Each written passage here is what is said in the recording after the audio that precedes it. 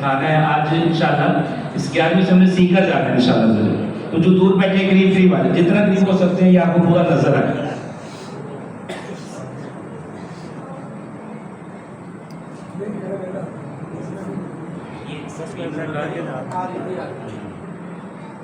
تھوڑا سا ادھر آ جائے, تھوڑا سا قریب ہو جائے, اور تھوڑا قریب ہو. سیکھنا ہے تو قریب آ جائے. انشاءاللہ آج ہم سوال بھی لیں گے آپ سے. یہ جو عنوان ہے اس کو تربیت کے بعد انشاءاللہ ہم سوال لیں گے. تھوڑا سا اور قریب ہو, اور قریب ہو جائے, تھوڑا سا بھائی قریب ہو جائے انشاءاللہ. دیکھیے تم سب کو جگہ ملے گی.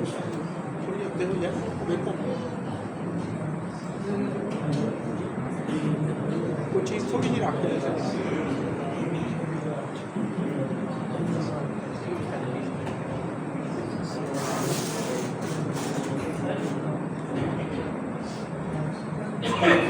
ہاں ٹھیک ہے سیدھی بات.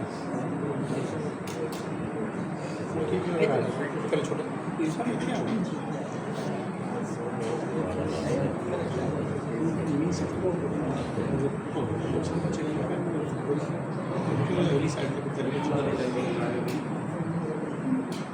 اللہم صلی علی سیدنا مولانا محمد صلی اللہ علیہ وسلم. ماں بھائی مل کر درود پاک پڑھیے. الصلاۃ والسلام علیک یا رسول اللہ وعلی آلہ وصحبہ یا سیدی حبیب اللہ.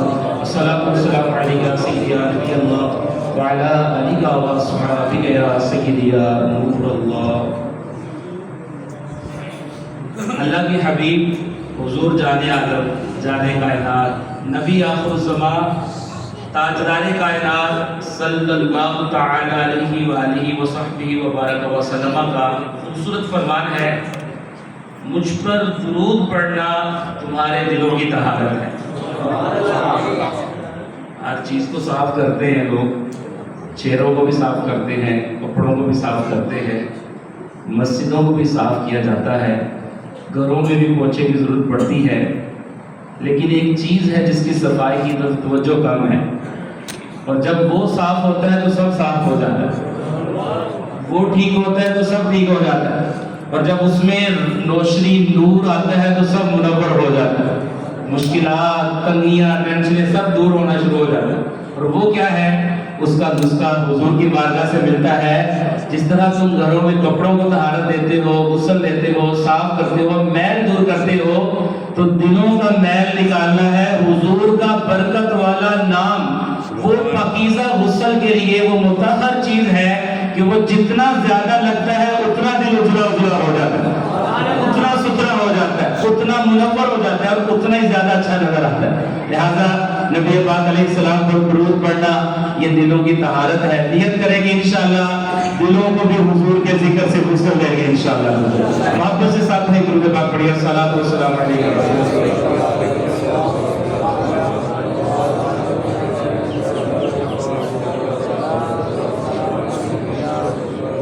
الحمدللہ اللہ پاک کی رحمت ہے. ہمارے آقا غوث سمدانی, شہباز لامکانی, قندیل نورانی, الشیخ ابو محمد شیخ عبدالقادر جیلانی رحمہ اللہ المبین کی بارگاہ عالی میں نذرانہ پیش کرنے کے لیے ہم ہر 11ویں میں حاضر ہوتے ہیں. الحمدللہ یہ سیکھنے سکھانے کا ایک خوبصورت عمل ہے. لفظوں سے بعض لوگوں کو پریشانی ہوتی ہے. ہم نے 11ویں کی محفل سجائی ہے, سیکھنا کیا ہے؟ آج ہم نے دین سیکھنا ہے, تلاوت سنی ہے, ہم نے نعت سننی ہے, قرآن پاک پڑھیں گے, لوگوں کو کھانا کھلائیں گے, اور اسی طرح محبت سے سرکار کی بارگاہ میں سلام پڑھیں گے, اللہ کا ذکر کریں گے, آخر میں دعا ہوگی, اور سب مسلمان ملیں گے, محبت کا رشتہ قائم ہوگا, آپس میں اتحاد ہوگا. یہ ساری باتیں, ان میں سے کوئی بات غلط ہے؟ اگر یہ ساری اکٹھی ہو جائیں تو غلط ہو جائیں گی. یہ ساری باتیں اکٹھی ہو جائیں تو ایک ان میں سے سب درست ہے, تو اگر یہ ساری اکٹھی ہو جائیں تو پھر کیا غلط ہو جائیں گی؟ تو جب الگ الگ درست ہیں تو سارے بھی درست ہیں, اور اگر ساری اکٹھی ہو جائے اور اس کو مجموعے کے طور پہ کوئی نام دے دے تو پھر غلط کیسے ہو جائے؟ لہٰذا 11ویں کا لفظ ہے, لیکن اس کی محفل کن کی ہے, ذکر کن کا ہے؟ رسول پاک کا ذکر خیر ہے. اللہ پاک کی الوہیت, اس کی توحید, رسول پاک علیہ السلام کی رسالت کا پیغام, اور آخرت کا عقیدہ, اور دین اسلام کی بنیاد اور دین کے احکام. آج ہم طہارت سیکھیں گے, پیورٹی رولز ان اسلام. ہمارا آج کا عنوان ہے دین اسلام میں پاکی کے احکام. طہارت کیا ہوتا ہے؟ ناپاکی کیا ہوتی، اس سے کیسے بچتے، کون سی چیز ناپاک ہو جائے تو کیسے پاک کی جاتی. یہ بیوٹیفل موضوع ہے جو پیورٹی کا موضوع ہے.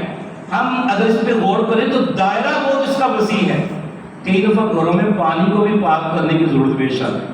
آپ نے دیکھا سرکاری پانی آتا ہے تو کئی دفعہ کالے رنگ کا پانی آتا ہے نا، کبھی اسمیل والا پانی آتا ہے. تو کبھی غور کیا بھی نمازی بندے ہیں، پانی پیتے بھی ہیں یا پیتے نہیں ہیں تو کم از کم کپڑے تو واش ہوتے ہیں اس پانی کے ساتھ. کالے رنگ کا گھر میں پانی آ گیا ہے تو کیا اس سے کپڑے دھوئیں گے تو پاک ہو گئے؟ جو کپڑا اس میں گیلا ہو گیا وہ ناپاک ہوا کہ وہ پانی گھر میں کسی برتن میں آیا، کھانے میں چلا گیا تو وہ کھانا پاک ہے یا نہیں؟ ہم بے شمار چیزیں بدن سے نکلتی، خون نکلتا ہے، ہمارے جسم سے ریڑھ نکلتی ہے، منہ کے اندر سے بلغم باہر آتا ہے، اور بہت ساری چیزیں، وامٹنگ ہوتی ہے، الٹی آ جاتی ہے، ہمارے پیٹ کے اندر سے اندر کی خوراک باہر آ جاتی ہے. چھوٹا بچہ دودھ باہر پھینک دیتا ہے اور اسی طرح بچہ جو ہے وہ بعد میں یورین کر دیتا ہے. اب یہ ساری چیزیں ہیں، اس کو پیش نہیں آتی. ہر انسان کے ساتھ یہ چیز ہے، اس کے احکام سیکھنا فرض ہے. اب جو بچوں والا گھر ہے وہی گھر ہوگا جن میں بیڈ ان کا سلامت ہوگا. ہر گدے کے اوپر بچہ پیشاب کر دیتا ہے. اب اس کو پاک کرنا ہے، اب اس میں بیٹھ کے قرآن پڑھتے ہوں گے، اللہ کا ذکر کرتے ہوں گے. ایک دری ہے، مسجد کا کلین کبھی ناپاک ہو جاتا ہے. کسی کو وامٹنگ ہو گئی نماز پڑھتے پڑھتے تو ناپاک ہو جائے گا. کسی کے زخم آ گیا، خون بہہ گیا، لگ گیا کلین کے اوپر، وہ ناپاک ہو جائے گا. اب اس کو کیسے پاک کرنا ہے؟ اور خاص طور پر یہ آج کا جو عنوان ہے، آخر میں انشاءاللہ ہم کچھ دیر میں تربیت کریں گے. کرنے کے بعد ہم سوال لیں گے آپ کے. جو بنیادی طور پہ یہ موضوع رکھا ہے، جتنے بڑے افراد یہاں بیٹھے ہیں میری بات کو سمجھیں گے. ایک وقت آتا ہے انسان کے اوپر کہ جس وقت شریعت اس پہ فرض ہو جائے، شریعت اس کے اوپر لاگو ہو جاتی ہے. اب اگر وہ نہیں کرے گا نا تو وہ پکڑ میں آئے گا. وہ رب پاک کے ان بندوں میں شامل ہو گئے ہیں جن پر رب کا حکم، جن کے اوپر رب پاک نے ان کو حکم دیا کہ اب تم پہ لازم ہے نماز ہے. 7 سال میں حکم ہے بچے کو پڑھاؤ. اگر نہیں پڑھتا 10 سال کی عمر ہے تو اس کو عزت و خوف کر کے بھی نماز پڑھا سکتے ہیں. یہ تربیت ہو رہی ہے. لیکن جس دن یہ بچہ ایک خاص عمر کے اندر بالغ کنسیڈ کیا جائے گا، اب اس پہ فرض ہو جائے گا.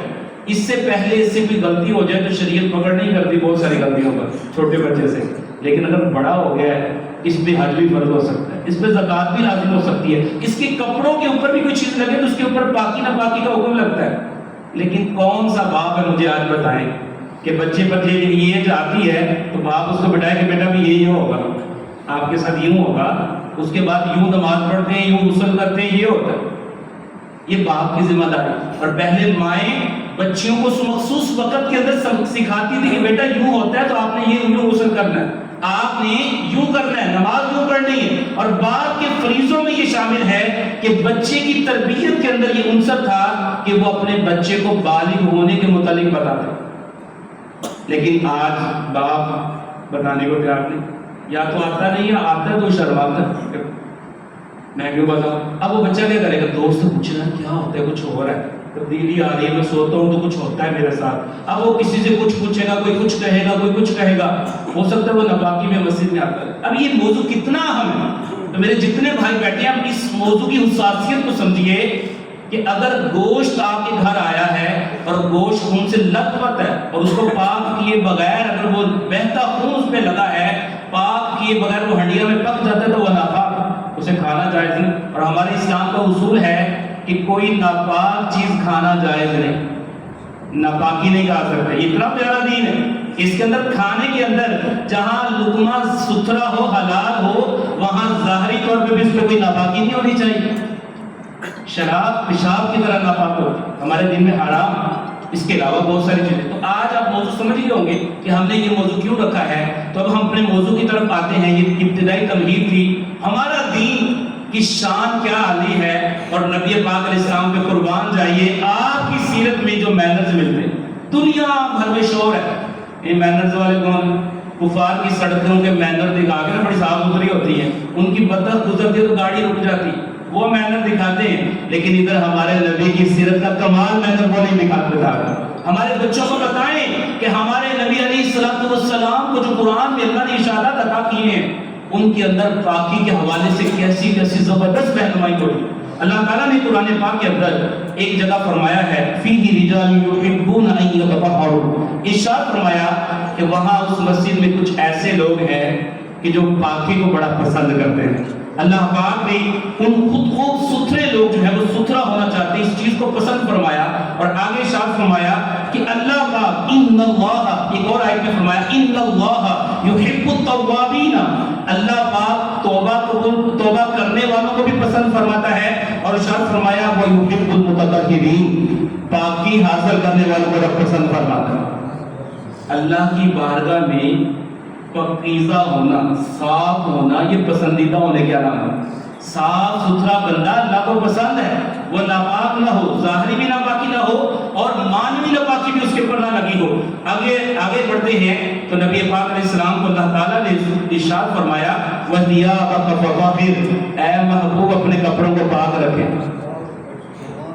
یہ حضور کو فرما کر تربیت ہماری ہے۔ آپ غور کریں کہ جس قرآن کے اندر یہ حکم ہو کہ کپڑوں کو پاک رکھیں، وہ کیسا پیارا دین ہے، اور ہمیں پتا ہونا چاہیے کہ کپڑا ناپاک ہو گیا تو ہماری بچیوں کو سکھایا تو ہے نہیں، وہ کرتی کیا ہے، بچے کا پیشاب والا کپڑا ہے اور ابو کے بھی کپڑے ہیں، اب سب کو اکٹھا مشین میں ڈالا، سارے گھوم رہے ہیں، سارے ہی ناپاک ہو گئے۔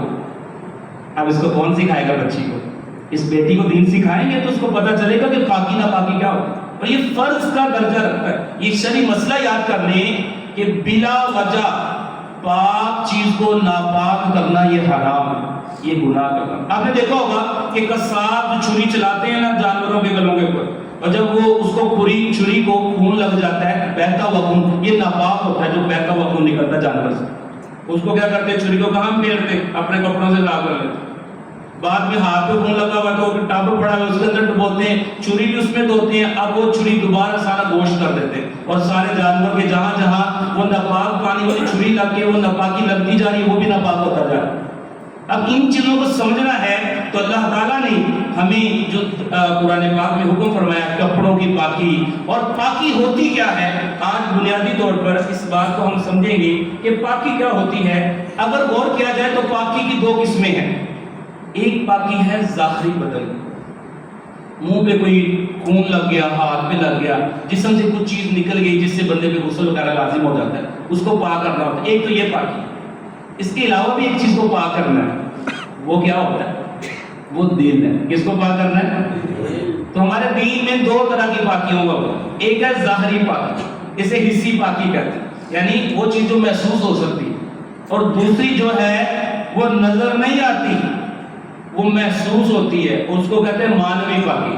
آپ کے پاس ایک بندہ آیا، اس نے گالی دے دی، آپ کیا کہتے ہیں، بڑا گندا بندہ، گندا بندہ کہتے ہیں، اس کو کیا لگا ہوا، اس کے منہ پہ کچھ لگا ہوا، گندا بندہ۔ آپ گالی دینے والے کو کہتے ہیں گندا بندہ ہے، یہ میلا بندہ ہے، یہ خراب بندہ ہے۔ گندا بندہ کیوں کہتے ہیں؟ وجہ کیا ہے کہ اس کی زبان جو ہے وہ میلی ہے، اسی طرح دل بھی میلے ہو جاتے۔ تو ہمارا دین کیا کہتا ہے کہ ظاہر کو بھی پاک رکھو، باطن کو بھی پاک رکھو، اور اتنا واضح قرآن کا ارشاد ہے، اللہ تعالیٰ قرآن میں فرماتا ہے قد افلح، ارشاد فرمایا کامیاب ہو گیا وہ شخص کہ جس نے اپنے نفس کو پاکیزہ کر لیا۔ اپنے دل کو پاک کر لو تو اللہ تمہیں پاکوں میں شامل فرماتا ہے۔ اور ایک اور جگہ اللہ تعالیٰ قرآن میں فرماتا ہے کہ مشرک تو نجس لوگ ہیں، ناپاک ہے، جو شرک کرتے ہیں نا، اللہ کے علاوہ کسی کے سامنے سر جھکاتے، قرآن کہتا ہے وہ ناپاک ہے۔ یہ کون سے ناپاک ہے؟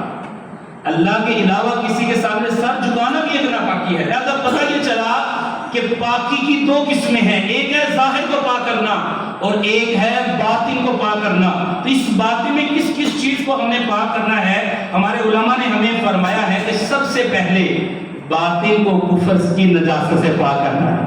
کفر سے بڑی کوئی غلاظت نہیں، کفر سے بڑھ کر، شرک سے بڑھ کر کوئی ناپاکی نہیں۔ نمبر دو، الحمدللہ ہم سب اس ناپاکی سے پاک ہیں، الحمدللہ ہم مسلمان ہیں۔ نمبر دو، دوسری پاکی، اس کے اوپر ایک درجہ آتا ہے مسلمان ہونے کے بعد، آپ کو اللہ نے کفر کی ناپاکی سے تو بچایا ہے کہ نفس کی ناپاکیوں میں شامل تو نہیں ہو جاتے۔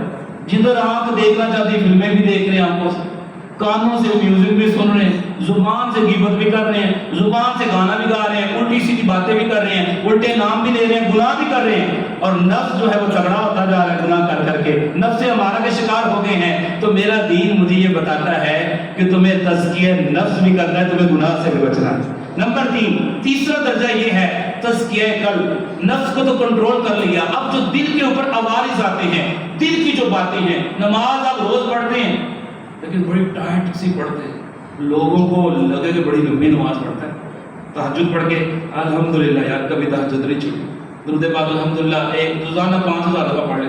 یہ جو میرا اظہار کرنا ہے، نیکی کا لوگوں کو بتا دینا ہے کہ میں یہ کرتا ہوں، اگر کوئی سبب نہیں، کوئی اچھی وجہ نہیں، تو یہ اظہار کرنا یہ قلبی میلان، قلبی میل، قلبی خباثتوں میں سے ایک چیز ہے کہ میں ریا میں مبتلا ہو جاؤں، میں عجب میں مبتلا ہو جاؤں، میں دکھاوے میں مبتلا ہو جاؤں. تو میرا دین وہاں کہتا ہے کہ دل کو دکھاوے سے بھی پاک رکھو، صرف اللہ کے لیے کرو، صرف اللہ کے لیے تہجد پڑھو، صرف اللہ کے لیے درود پڑھو.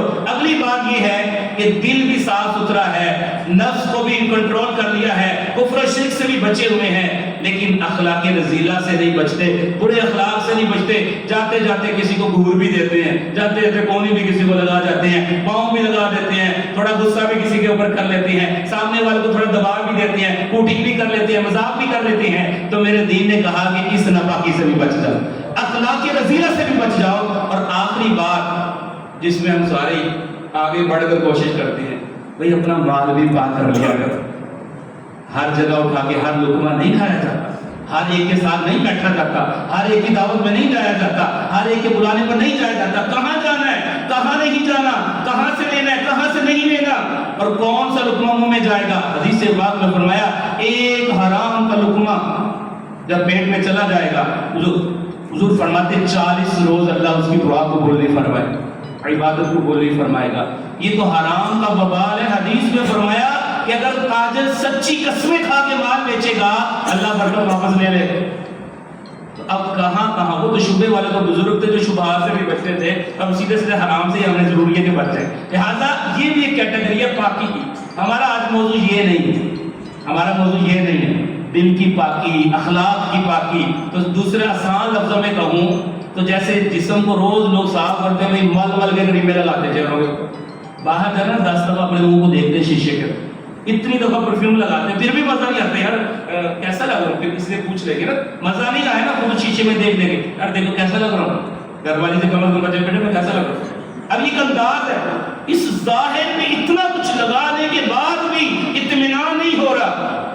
تو کبھی ادھر بھی جہدی رہنی چاہیے، کبھی ادھر بھی تو دیکھو کہ کہاں کہاں پھنسا ہوں. لوگوں کے مالوں پہ نظر، الٹی سیدھی حرکتیں، آنکھوں میں میل، کانوں میں میل، تو کہاں لے کر جائے گا یہ سارا کچھ. لہٰذا میرے دین نے کہا کہ اس مانوی نجاست سے بھی بچو اور ظاہری نجاست سے بھی بچو.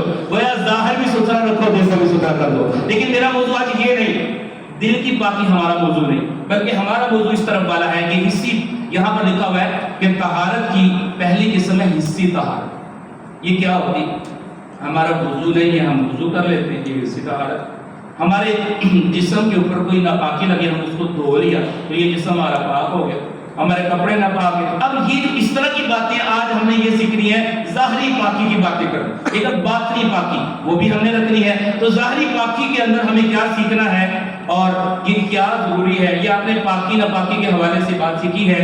اگر آپ سیکھ لیتے ہیں تو آپ کو فائدہ کیا ہوگا؟ نبی پاک صلی اللہ علیہ وسلم نے ارشاد فرمایا الطہور نصف الایمان یا الطہور شطر الایمان. میرے آقا فرماتے ہیں طہارت آدھا ایمان. قربان جائیں اس دین پر کہ جس میں مینرز، پاکیزگی اس لیول تک ہے کہ دین کے اندر پاکیزگی کو نصف دین قرار دیا. کیا خوبصورت بات ہے. پتہ کیا چلا کہ کہاں کہاں پاکی رکھو، ہاتھ بھی پاک رکھو، زبان بھی پاک رکھو، آنکھ بھی پاک رکھو، کان بھی پاک رکھو، سر بھی پاک رکھو، پاؤں بھی پاک رکھو. ان سارے اعضاء کو ظاہری ناپاکیوں سے بھی بچا کے رکھو اور باطنی ناپاکیوں سے بچا کے رکھو. یہ اتنا پیارا دین ہے ہمارے نبی علیہ السلام کا کہ اس میں پاکی کو بڑی اہمیت حاصل ہے. ہم آگے چلتے ہیں موضوع کی طرف. تو طہارت کیا ہوتی ہے؟ طہارت کا لغوی مطلب ڈکشنری کے اندر اس کا مطلب ہوتا ہے پاکیزگی، اور اصطلاح کے اندر یعنی علماء جب اس کی کوئی تعریف بیان کرتے ہیں اس کا مطلب یہ ہوتا ہے کہ مخصوص طریقے سے صاحب شریعت جو ہمارے نبی علیہ السلام نے ہمیں حکم دیا کہ ایسے پاکی حاصل کرو، اس طرح پاکی. وضو کر لیا تو ہماری پاکی حاصل ہوگی. ہمیں غسل کا حکم ہے خاص موقع پر، اس طرح کرے گا تو ہمیں پاکی حاصل ہو جائے گی. نہا لیتے ہیں تو یہ ہمارے پیارے آقا صلی اللہ علیہ وسلم نے ہماری تربیت فرمائی ہے. آگے ہم چلتے ہیں کہ یہ تو ہم نے سنا کہ پاکی کی 2 قسمیں ہوتی ہیں. آگے چلتے تو ناپاکی کی بھی 2 قسمیں ہوتی ہیں. اب یہ بنیادی بات ہے آج کی نشست کی. اگر یہ موضوع سمجھ آئے گا تو آخر میں ہم آخری ساری باتیں سمجھ پائیں گے. نجاست کی کتنی قسمیں ہیں؟ 2. نجاست مانا ناپاکی. ناپاکی کی کتنی قسمیں ہیں؟ 2. ایک وہ ناپاکی ہوتی ہے کہ جو زیادہ سخت حکم والی، اس سے کہتے ہیں مغلظہ، یعنی آپ آسان لفظوں میں یاد رکھیں بڑی ناپاکی، اور دوسری ناپاکی ہوتا ہے خفیفہ، یعنی یہ ہلکی ناپاکی، مراد حکم کے اعتبار سے ناپاکی جو ہے، ورنہ تو نجاست ہی ہوتی ہے، اس کی ہلکی اور گاڑی اس کا کوئی مسئلہ نہیں۔ غلیظہ اور خفیفہ کو عوامی طور پر آپ یوں سمجھ سکتے ہیں کہ ایک وہ نجاست ہے کہ وہ تھوڑی سی بھی لگ جائے نا، اگر آپ اس کو پاک نہیں کریں گے، ایک مقدار ہے درہم جتنی، اگر آپ اس کو پاک نہیں کرتے تو آپ کی نماز نہیں ہوگی، آپ کو دوبارہ پڑھنی پڑے گی۔ اور کچھ چیزیں ہیں کہ جس کے اندر شریعت نے تھوڑی آسانی رکھی۔ اگر میں ابھی تھوڑا سا موضوع کو وسیع کروں گا تو آپ کو ہوگا یار یہ تو ذرا کچھ ہی ہوتا ہے، کبھی کتا پانی میں منہ ڈال دیتا ہے نا، کبھی بلی گھر کے اندر رہتی ہے تو آپ کے دودھ میں پانی میں منہ ڈال دیتی ہے، چھپکلی کبھی کسی چیز کو چھیڑ دیتی ہے، کبھی گھر کے اندر یہ مچھر ہے، چونٹی ہے، مکھی ہے، اس طرح کی کتنی چھوٹی چھوٹی چیزیں، چوہا ہوتا ہے وہ کسی چیز کو کھا لیتا ہے، تھوڑا سیب کو کاٹی کر دی، اب وہ سیب ناپاک ہے پاک ہے، چوہے کی مینگنی جو ہے وہ آٹے کے اندر آ گئی، یا گندم آپ کی پڑی تھی آپ کے گھر میں، خدا نہ خاصہ ناپاک پانی آ گیا، بارش سے ناپاک پانی کوئی اندر ساتھ آ گیا، گندم کو کیسے پاک کریں گے؟ کبھی چار پہ بچہ پیشاب کر دیتا، یا بچہ جو ہے آپ کے ٹیبلٹ کے اوپر، آپ کے موبائل میں اس کو کچھ کر دیا اس نے، اب اس کو کیسے کریں گے؟ تو اب شریعت کہتی ہے کہ دو چیزیں ہیں، نمبر ایک وہ ناپاکی جس کا حکم بڑا سخت ہے، اب اس کے لیے وہ سیکھنا پڑے گا کہ کہاں کہاں وہ ناپاکی ہے جو سخت حکم والی اور کہاں کہاں تھوڑی چھوٹے حکم والی ناپاکی۔ تو اب ہم اس کو سمجھتے ہیں آسان لفظوں میں۔ ایک تاریخ علماء نے یہ لکھی ہے، نجاست غلیظہ یعنی بڑی ناپاکی جو ہے اس کا ایک مطلب یہ ہے انسانی بدن سے وہ چیزیں جب نکلے اور وضو بندے کا ٹوٹ جائے یا اس میں غسل لازم ہو جائے، وہ چیزیں بڑی نجاست کے اندر آتی۔ ٹھیک ہے، مثال کے طور پہ ہمارے دین میں حکم ہے کہ اگر کسی بندے کو منہ بھر کے قے آ جائے، منہ بھر کے قے آنے کو وامٹنگ کا مطلب ہے کہ اگر آپ اس کو روکنا چاہیں تو روک نہ سکیں۔ کبھی ایسا ہوتا ہے نا کھانا کھایا تو اچانک پیٹ میں وہ ہوتی ہلچل ہوتی ہے تو سارا کچھ باہر آ جاتا ہے، آپ روکنا بھی چاہیں تو اتنا پریشر ہوتا ہے رکتا نہیں، تو یہ جو منہ سے نکلتا ہے نا یہ ایسے ہی ناپاک ہے جیسے پیشاب ناپاک ہوتا ہے۔ یا چھوٹے بچے کا پیشاب آپ دیکھ لیں، گھر میں بچے کو کھایا اس نے آپ کے اوپر پیشاب کر دیا، اب یہ کون سی نجاست ہے؟ یہ غلیظہ نجاست یعنی بڑی نجاست ہے۔ اگلی دوسری مثال کی طرف آتی ہے کہ چھوٹ ہلکی نجاست جسے خفیفہ کہتے ہیں، وہ کون سی ہوتی ہے؟ جن جانوروں کا گوشت حلال ہے، ان جانوروں کے جن جانوروں کا گوشت حلال ہے ان کا پیشاب نجاست خفیفہ ہے، یعنی مطلب یہ ہے کہ وہ نجاست کے اعتبار سے اس کے حکم میں دوسری نجاست سے فرق ہے۔ اب ان کا حکم کیا ہوتا ہے؟ اب ہم یہ سمجھیں گے تو اس پہ ہم اپلائی کر کے دیکھتے تو اب ساری بات آپ کے سامنے آ جائے گی۔ نمبر ایک، شریعت کہتی ہے کہ اگر کسی بندے کے کپڑوں پہ یا جسم پر بڑی نجاست لگ جائے اور اس کی مقدار ہو درہم سے زیادہ تو اس کو پاک کرنا نماز سے پہلے فرض کے درجے میں آتا ہے۔ کس درجے میں آتا ہے؟ اب یہ درہم کیا ہوتا ہے؟ تو علماء نے لکھا ہے یہ جو ہمارے ہاں 5 روپے کا سکہ پہلے رائج تھا، اب شاید کم ہو گیا، بڑے والا 5 روپے کا سکہ، ایک چھوٹا سکہ نا 5 روپے کا، ایک بڑے سائز کا 5 روپے کا سکہ ہے۔ درہم کی مقدار اس کے راؤنڈ اباؤٹ ہوتی ہے، اس کے لگ بھگ ہوتی ہے، اتنا درہم ہوتا ہے۔ تو جس بندے کی کپڑوں پر بڑی نجاست جیسے پیشاب ہے یا انسانی پیشاب ہے، بچے کا پیشاب ہے، وامٹنگ ہے، اس طرح یا خون ہے، انسان کے بدن سے جو خون نکلتا ہے، اگر وہ 1 درہم جتنا لگ جائے، 1 درہم سے زیادہ لگ جائے یا کم لگ جائے، اب یہ ہم نے آپ نے ڈرپ لگوائی ابھی اور اب آپ نماز پڑھنے آگے تو آپ کے ادھر خون کے ذرات نظر آ رہے ہیں، اب آپ نماز پڑھ سکتے کہ نہیں؟ اب کتنا خون نکلا ہوگا تو نماز آپ کی نہیں ہوگی اور کتنے کے ساتھ ہو جائے گی۔ تو شریعت کہتی ہے کہ اگر آپ کے جو نجاست لگی ہے بڑی نجاست غلیظہ والی، اگر وہ 1 درہم سے زیادہ ہے تو پاک کرنا فرض ہوتا ہے۔ نمبر 2، اگر وہ درہم جتنی ہے تو اس کو پاک کرنا واجب ہے، اور اگر اس سے تھوڑی ہے تو بھی اس کو پاک کرنا سنت۔ اب اس کا فرق یہ ہے کہ جس صورت میں یہ فرض ہے اگر نماز یوں پڑھ لیں گے تو نماز ہی نہیں ہوگی۔ ٹھیک ہے، مثال کے طور پہ بچے نے پیشاب کیا اور وہ اتنا تھا کہ درہم سے زیادہ لگ گیا تھا کپڑے کے اوپر یا بدن پہ لگا تھا، اس کو دھوئے بغیر نماز پڑھ لی تو اب نماز نہیں ہوگی، دوبارہ پڑھنے کی۔ اسی طرح دوسری چیز کی طرف ہم آتے ہیں کہ جو خفیفہ نجاست ہے، چھوٹی نجاست ہے، اس کا شریعت میں حکم کیا ہوتا ہے کہ اگر کوئی شخص جو ہے وہ اگر یہ پچھلی جو ہے اس میں درہم کا اعتبار ہے اور جو چھوٹی نجاست جسے ہلکی نجاست خفیفہ کہتے ہیں اس کے اندر چوتھائی جس جسم یا کپڑے کے حصے پہ لگی ہے اس کی چوتھائی کا اعتبار کیا جائے۔ اس کا کیا مطلب ہے؟ چوتھائی سے زیادہ لگی ہے تو اس صورت میں اس کو پاک کرنا ضروری ہے، اس سے کم لگی ہے تو سنت مبارکہ ہے۔ پاک ہر صورت میں کرنا ہے، لیکن مسئلہ یہ کہ آپ نے بھی نماز پڑھ کے فارغ ہوئے تو آپ کو کسی نے کہا یار آپ کے کپڑوں پہ تو خون لگا ہو، اب آپ کو دوبارہ پڑھنی ہے کہ نہیں پڑھنی؟ یہ مسئلہ سیکھنا بھی لازم ہے۔ لہٰذا یہ سیکھیں گے تو پتہ چلے گا نا کہ کیا ہوتا ہے۔ یہ سارے مسلمانوں پہ لازم ہے۔ یہ نشستیں آج ہم مسجد میں کریں یہ ہوتی نہیں، اس لیے آپ کو بھی تھوڑا مشکل لگ رہا ہوگا کہ یہ تھوڑی سی آج مشکل باتیں ہیں۔ یہ چیزیں یہ ہماری مساجد کے اندر ضرور ہونی چاہیے، ہمارے بچے کو پتا ہو کہ یہ بھی کوئی چیز ہے، اس میں دنیا کے سارے سینٹینس پڑھے ہیں، اس کو سارا کچھ ڈائریکٹ انڈائریکٹ کا اس کو پتا ہے، پیسیو وائس کا اس کو پتا ہے، اس سے پوچھے نجاست کی قسمیں کتنی اس کو نہیں پتا۔ کیوں کہ ماں باپ کی یہ ترجیح نہیں، یہ سیکھیں گے تو کہاں جائیں گے؟ اور وہ سیکھیں گے تو دنیا میں نوکری ملتی، وہ بھی سیکھیں گے تو بڑی بڑی عہدے ملتے، پیسے ملتے۔ یہ سیکھیں گے تو کیا ملے گا آپ کو؟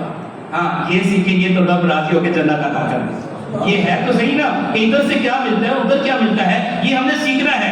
تو اس کا حکم کیا ہے؟ چوتھائی۔ مثال کے طور پہ یہ میرا ہاتھ ہے، یہ پورا میرا ایک ہاتھ ہے، اگر اس کے 4 ٹکڑے کروں تو اگر یہ چھوٹی جسے ہم خفیفہ نجاست کہہ رہے ہیں، بکری کا پیشاب لگ گیا کسی بندے کو، تو جو عضو ہے جس ہاتھ کے اوپر وہ لگی ہے یا کپڑے کے جس حصے پر لگی ہے، اگر وہ اس چوتھائی کے اوپر چوتھائی سے کم لگی ہے تو اس کو پاک کرنا سنت ہے۔ اس کا مطلب یہ ہے کہ اگر پاک کیے بغیر نماز پڑھ لی تو نماز ہو جائے گی، لیکن اس کو ریپیٹ کرنا چاہیے بہتر، لیکن نماز پھر بھی ہو جائے۔ لیکن اگر یہ چوتھائی سے زیادہ لگی ہے تو ایسی صورت میں وہ نماز دوبارہ پڑھنی پڑے۔ اب ہم آتے ہیں اس بات کی طرف کہ جانوروں کا جھوٹا کبھی لگ جاتا ہے۔ جو لوگ جانور پالتے ہیں ان کو تو یہ بڑا مسئلہ پیش آتا ہے۔ آج کل لوگ کتے بھی پالتے ہیں، بلیاں بھی گھروں میں رکھی ہوتی ہیں اور بہت ساری چیزیں رکھی جا رہی ہیں۔ اب تو لوگ شیر پالنا شروع ہو گئے گھروں کے اندر۔ اب یہ ایک بڑی اہم بات ہے، جس کو توجہ سے سیکھے پوری زندگی یہ مسئلہ کام آئے گا۔ کون سے جانور کے تھوک کا کیا حکم ہے؟ یہ باقاعدہ مسائل ہے میرے دین کے اندر۔ کیوں؟ آپ رہتے ہیں تو گھر میں بلی کا آنا جانا ہے، کبھی کتا جو ہے آپ کے کپڑے سے ٹکرا جاتا ہے، آپ کے کپڑے پہ اپنا لعاب لگا دیتا ہے، کسی چیز میں لگا دیتا ہے، سارے اٹھا کے پھینک دیں تو کیا کریں؟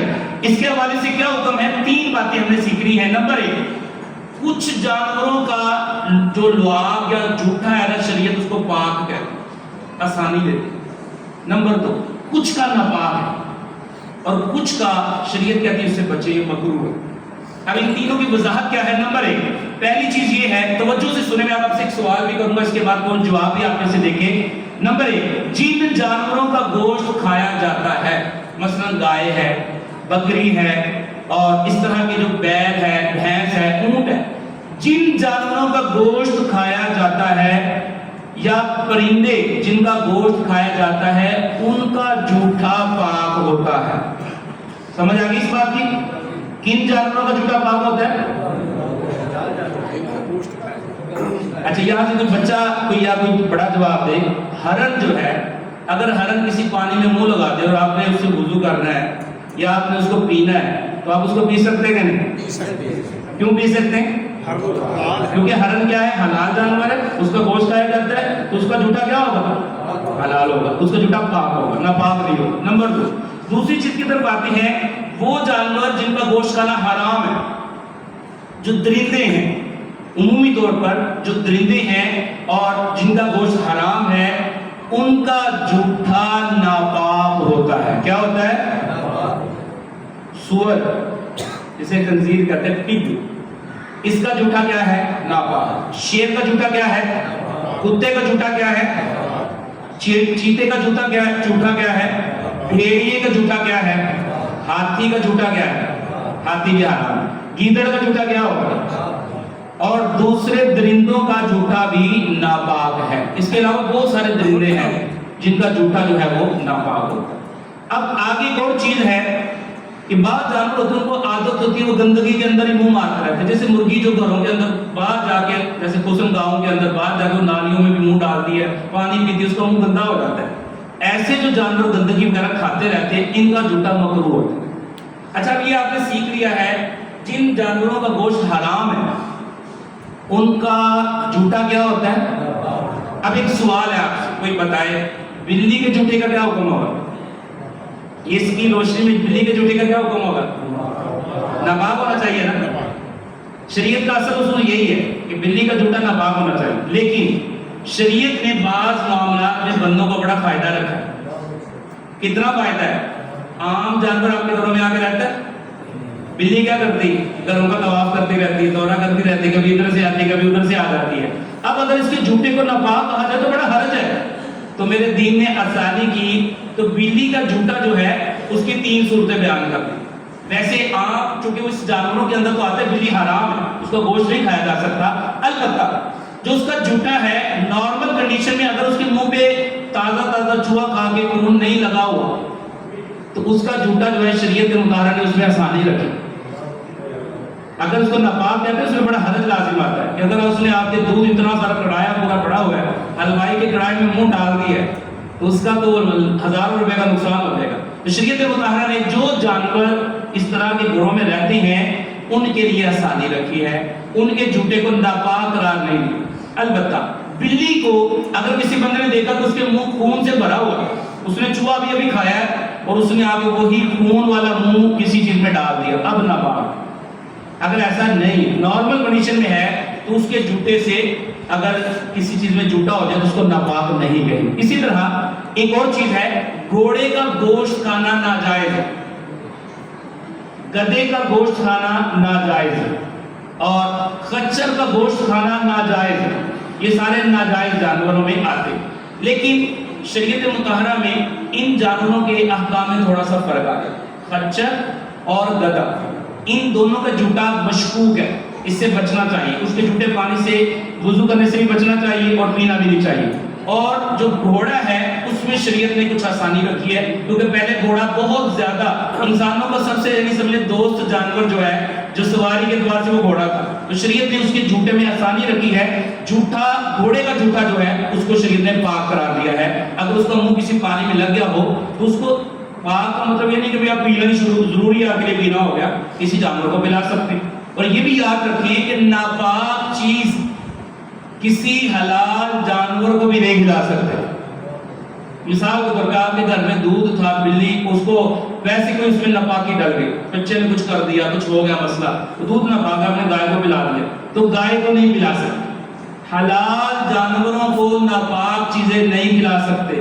آپ دیکھیں حلال جانور کی اتنی عزت ہے کہ اس کو ناپاک نہیں کھلا سکتے، تو بندے کی کتنی عزت ہے، اس کو کیسے نہیں پاک کھلا سکتے ہیں۔ تو یہ بنیادی بات ہے، یہ آج کی نشست کی ہماری بنیادی بات تھی۔ اب ہم اس کے بعد اپنے نوجوان بچوں کی طرف آتے ہیں جن کے لیے آج کا ہم نے سیشن رکھا ہے۔ اس کے اندر جو بنیادی بات طہارت کے حوالے سے سیکھنے والی ہے، جو اتنی بڑی تمہید باندھی رزلٹ آیا، بچے کو ایک خاص عمر میں کچھ علامات ظاہر ہوتی ہیں جس کی وجہ سے اس پہ غسل فرض ہوتا ہے، یا اس کے لیے وضو کر کے فرض وضو کر کے نماز پڑھنا لازم ہو جاتا ہے۔ وہ کیا درجہ ہے شریعت کے اندر؟ وہ یہ ہے، اسلامی اعتبار سے لڑکی 9 سال سے لے کے 15 سال کے اندر، اور بچہ بیٹا 12 سال سے اسلامی سال کے 12 اعتبار سے 12 سے لے کے 15 سال کی عمر کے درمیان اگر بچے میں کچھ علامات یہاں لکھی ہوئی ہیں، اگر ان علامات میں سے کوئی چیز اس بچے کے اندر واضح ہوتی ہے تو وہ بچہ شریعت کی نظر میں بالغ کنسیڈر کیا جائے۔ ہماری گورنمنٹ تو 18 سال والے کو بالغ قرار دیتی ہے، 18 سال میں شادی کارڈ بنتا ہے، نکاح کی اجازت لوگ اس طرح گورنمنٹ کے لیول پہ ہے۔ دینی اعتبار سے کیا ہے کہ 12 سے 15 سال کی عمر میں لڑکے بالغ ہوتے۔ بالغ کیسے ہوتے؟ مثلا ایک بچہ ہے، رات کو سوتے ہوئے اسے کوئی خواب دیکھا اس نے، اور صبح کو وہ اپنے جسم پر اس خواب کا اثر دیکھتا ہے، اب یہ بچہ بالغ ہو گیا، اب اس کے اوپر سارا دین جو ضروری احکام دین کے وہ لازم ہو چکے۔ اس بچے کو غسل کرنا فرض ہے، اس کے لیے نماز پڑھنا فرض ہے، اگر رمضان آتا ہے اس پہ روزہ فرض ہے، اگر اس پہ پیسے پورے آتے ہیں اس پہ حج فرض ہو جائے گا، اس پہ زکات فرض ہو جائے گی۔ اب آپ یہ بتائیں کہ یہ مسئلہ سیکھنا کتنا ضروری ہے؟ یہ اتنا اہم ہے، اور باپوں کی ذمہ داری ہے بچوں کا سکھائیں۔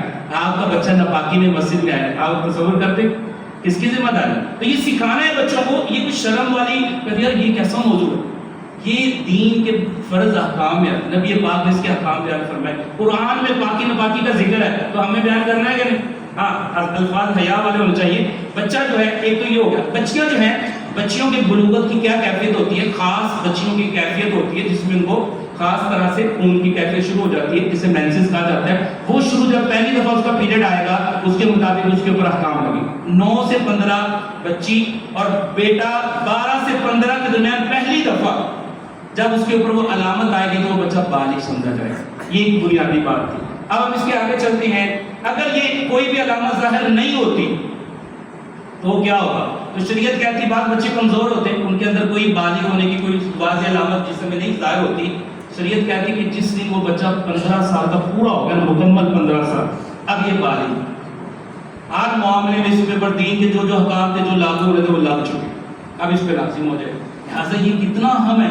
یہ 12 سے 15 بچے کی عمر اور بیٹی کی 9 سے 15 بھی بڑی اہم عمر ہے. اس میں یہ ساری چیزیں جس میں ہارمونز بدل رہے، تبدیلیاں آ رہی ہیں، تو یہ ہم نے دین کے اعتبار سے بھی بچوں کو، جو لوگ پڑھے لکھے ہیں کہتے ہیں بچے کے اندر یہ تبدیلی آ رہی، یوں نہیں کرو یوں نہیں کرو، یہ سارا تو سیکھا ہے. تو یہ پاکی نہ پاکی کون سکھائے گا؟ یہ پوری زندگی اس کا مسئلہ جو ہے وہ کام آئے گا. اگلی بات سب مردوں کے لیے ایک بڑی اہم بات ہے. مردوں پر جو غسل فرض ہوتے ہیں اس کی 3 وجہ ہو سکتی ہے، اس کے علاوہ کوئی وجہ نہیں ہو سکتی جس سے بندے پر غسل فرض ہو. ہاں غسل سنت بھی ہوتا ہے، غسل مستحب ہے. تو جمعے والے دن غسل کرنا سنت ہے، مبارک ہے. عید والے دن غسل کر کے نہا کر آئیں گے اچھے طریقے سے تو سنت پر عمل کا ثواب ملے گا.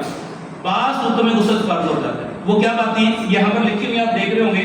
نمبر 1 پہلی چیز ہے کہ انسان کی خاص کیفیت کے اندر اگر اس کی جسم سے اندر سے وہ خاص مادہ خارج ہو جائے تو اس میں غسل فرض ہوتا ہے. نمبر 2 سوتے ہوئے بچے کو خواب آ جاتا ہے اور خواب کے اندر اس کا اثر وہ بعد میں کپڑوں پہ دیکھتا ہے یا بدن پہ دیکھتا ہے تو اس سے غسل فرض ہوتا ہے. نمبر 3 تیسری چیز جس سے غسل فرض ہوتا ہے وہ ہے میاں بیوی کا تعلق، اس سے غسل فرض ہو جاتا ہے. اس کے بعد آپ غور کریں گے الحمدللہ یہ 3 باتیں اگر ہم نے سمجھ لی ہیں تو وضو کس چیز سے ٹوٹے گا اور غسل کس چیز سے ٹوٹے گا. اگر یہ میں سیکھ لوں گا تو مجھے ساری زندگی آسانی ہوگی. تو ہمارے دین نے وضو رکھا. آپ غور کریں 5 ٹائم میرا دین مجھے پاک ہونے کا موقع دیتا ہے. کیسی اہم ہے ہماری نماز. دنیا کے بادشاہوں کے سامنے 100 دفعہ منہ کو صاف کر کے جاتے ہو تو میرے رب کی بارگاہ کی عظمت یہ ہے کہ منہ صاف کر کے آؤ. میرے رب کی بارگاہ کی عظمت یہ ہے کہ ہاتھوں کو بھی صاف کر کے آؤ. آپ غور کریے 4 ہی کیوں ہیں؟ 4 ہی فرض کیوں ہیں وضو کے؟ چہرہ ہے، ہاتھ ہے کونی اس میں، سر کا مسح ہے اور پاؤں ہے. علماء فرماتے ہیں کہ یہ 4 جسم کے حصے سب سے زیادہ استعمال ہوتے ہیں. گرد کہاں پڑتی ہے؟ کاموں کے اندر کون سی چیز لگتی ہے جسم کا حصہ؟ ہاتھ. اور چلتے کس سے ہیں؟ پاؤں. مٹی کس کو لگتی ہے؟ یہ سر، چہرہ، ہاتھ اور پاؤں. بقیہ جسم کو کپڑے میں چھپا ہوتا ہے. تو ان ساری چیزوں کو صاف کر کے رب کی بارگاہ میں اللہ لازم کراتا ہے. دنیا کے بادشاہوں کے آداب ہے تو مالک حقیقی کی کیسی بادشاہ کے اندر کیسے کیسے احکام ہوں گے. تو یہ وضو کے شریعت میں کچھ فرائض رکھے ہیں. اس کے بعد غسل کے کچھ لوازمات ہیں. تو ہمارے دین میں غسل کے 3 فرائض ہمارا دین بیان کرتا ہے. نمبر 1 پہلا فرض ہے کلی کرنا. پہلا فرض کیا ہے غسل کا؟ ایک بابا جی تھے گاؤں میں، نہیں قافلہ ہمارا گیا تو اسے پوچھا ہنسنا نہیں آپ نے، بولے کیا غسل کے فرض کتنے ہوتے؟ کہتے 3. تو ہمیں بڑی خوشی ہوئی کہ ہم کو آتا ہے. غسل کے فرض کتنے؟ 3. تو ہمیں خوشی ہوئی کہ یار لوگوں کو آتا ہے. گاؤں میں گئے ہیں تو وہاں پر لوگوں کو نہیں پتا ہوتا. تو مجھے کیا ہے؟ تو کہتے ہیں صابن، شیمپو اور تولیہ. تو غسل کے فرض کیا ہے؟ پہلا فرض کیا ہے غسل کا؟ کلی کرنا. اور دوسرا فرض کیا ہے؟ ناک کا کاٹ جانا. تیسرا فرض کیا ہے کہ سر کے بعد جہاں سے اٹھتے ہیں وہاں سے لے کے پاؤں کے ہر جسم کے ایک رونگٹھے پر پانی کا قطرہ بیٹھے. اچھا یہ دیکھیں یہ 3 باتیں آپ کو پتہ ہے، لیکن جو ہم نے سکھانا ہے وہ اہم کیا ہے؟ آپ کے دانتوں میں بوٹی پھنسی ہوئی ہے.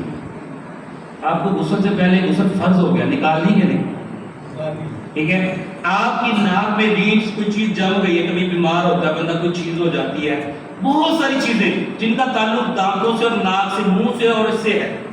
آپ کا منہ زخمی ہے، کیا ہے، کس صورت میں؟ اچھا ایک بندے پہ غسل فرض ہو جاتا ہے اور وہ بیمار، اس کو بخار چڑھا ہوا ہے. اگر اس نے غسل کر لیا تو اس کی تو جان چلی جائے. صحابہ کرام کے دور میں ایسا واقعہ ہوا. نبی پاک علیہ السلام کی بارگاہ میں ایک جنازہ لایا گیا تو اس نے پوچھا یہ بندہ کیسے فوت ہوا ہے؟ تو کسی نے کہا یا رسول اللہ علیہ السلام ایک مسئلہ ہوا تھا، رات کو اس بندے پہ غسل فرض ہوا، اس کے بازوں پہ تیر لگا ہوا تھا، بیمار تھا. تو اس نے کسی سے پوچھا یار میں بڑا بیمار ہوں، اگر میرے پانی لگ گیا تو میں تو نقصان ہو جائے گا، زخم خراب ہو جائے گا. تو لوگوں کو مسئلہ جس نے بھی بتایا اس کو مسئلہ نہیں پتا، تو اس نے کہا بھائی نہانا ہی پڑے گا تمہیں. اب اس بندے نے نہایا، اس کے زخم میں پانی گیا، اس کی ڈیتھ ہو گئی. تو نبی پاک علیہ السلام نے کیا فرمایا؟ ارشاد فرمایا کہ جس نے اس کو غلط بتایا اس نے اس کو قتل کیا. ہمارے یہاں ہر بندہ ہی مفتی ہے. بچہ بولتے جی یہ کیسے ہے، ابا جی کہتے ایسے ہی ہے، ایسے کر دو، یہ نہیں ہے وہ نہیں ہے. تو بزرگ بھی بعض وقت مفتی بن جاتے ہیں. جیسے ہمیں سے ہر بندہ ڈاکٹر ہے نا، ایسے ہی ہر بندہ مفتی بھی، ہر بات دوسرے کو بتا. نہ کرے ایسا. خوابوں کی تعبیر ہمیں نہیں آتی، ہر بندہ بتاتا ہے. ہاں تیرے خواب کا یہ مطلب ہے. بھائی قرآن و حدیث کا علم مجھے نہیں آتا، جائز نہیں بتانا، لیکن ہم کیا کرتے ہیں مسئلوں میں بھی ہاں نہ کرتے رہتے ہیں. لوگ مسئلہ پوچھتے کہتے ہیں میں نے بتا تو دیا تھا، آپ بھی بتا دیں کیسے. تھوڑا ڈاؤٹ تھا، میں نے بتا دیا تھا. تو بھئی آپ کیوں بتا رہے جب آپ کو ڈاؤٹ ہے؟ عالم کو حکم ہے کہ ڈاؤٹ ہے تو بتانا جائز نہیں ہے. تو آپ عالم نہیں پھر کیوں بتا رہے؟ تو جس بندے کا کام ہے اسی کو کرنے دیں. ڈاکٹروں سے ٹیکے لگوائے جاتے ہیں، ان سے عمارتیں نہیں بنوائی جاتی.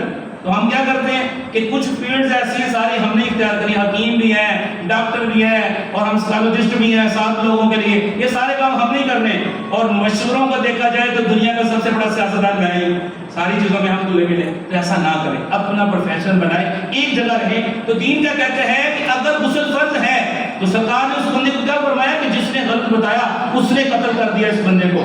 کتنی سخت بات. تم سے کوئی پوچھے بچے، ہمارے پاس ایک نوجوان آیا، اس کو فریکچر ہوا اس کی ہڈی کو، وہ ہاسپٹل کے اندر ایڈمٹ تھا.